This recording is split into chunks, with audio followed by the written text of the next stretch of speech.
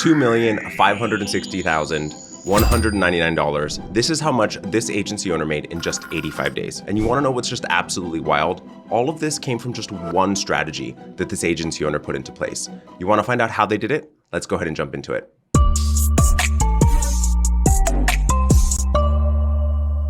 I don't want to breach confidentiality, so I'm just going to go ahead and call this agency owner's name Brian. This agency is a UX UI design agency. They do a little bit of brand, but primarily UX UI and digital products. And they were doing somewhere around between $800,000 and $1 million a year in revenue at this point.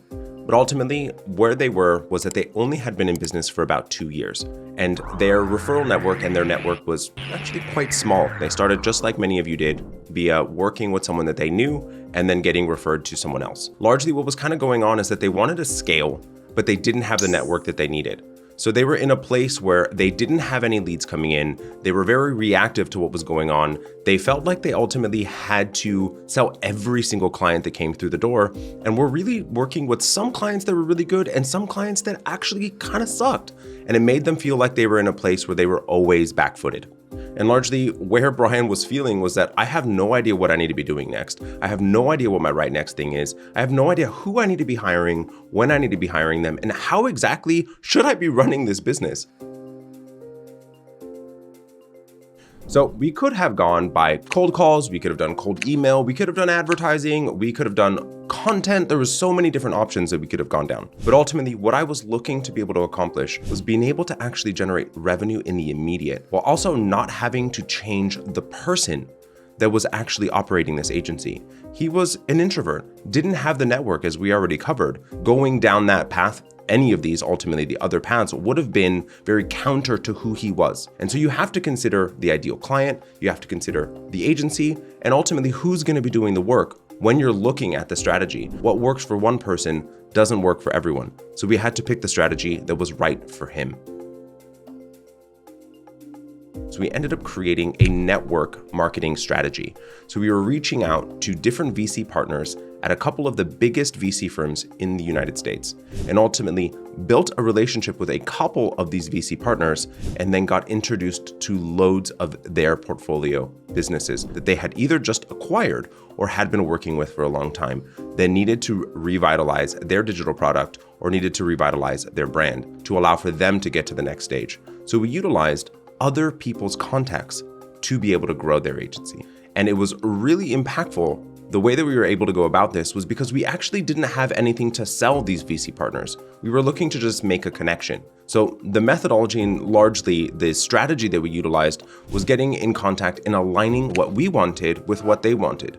They needed their portfolio clients to grow, and we wanted to help their portfolio clients grow as well. So we just needed to show them a little bit of alignment between what we were looking to accomplish and what they were looking to accomplish, and how exactly we could help them do better as well, creating a true bona fide partnership.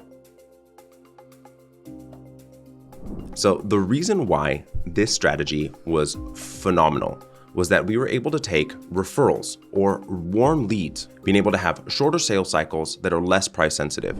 And we knew that the people that we were being put in touch with had reasonable budgets because they just had a capital infusion from these VC partners, and ultimately being able to actually be in a place where we were introduced to somewhere between 6 to 12 prospective clients, being able to close between 4 to 6 of them, and ultimately being able to get to that $2.5 million number within a 90-day period of time. When you think about this, and you know this right now, and you may be looking at your referrals that you're getting today, you're closing somewhere likely between 70 to 90% of them.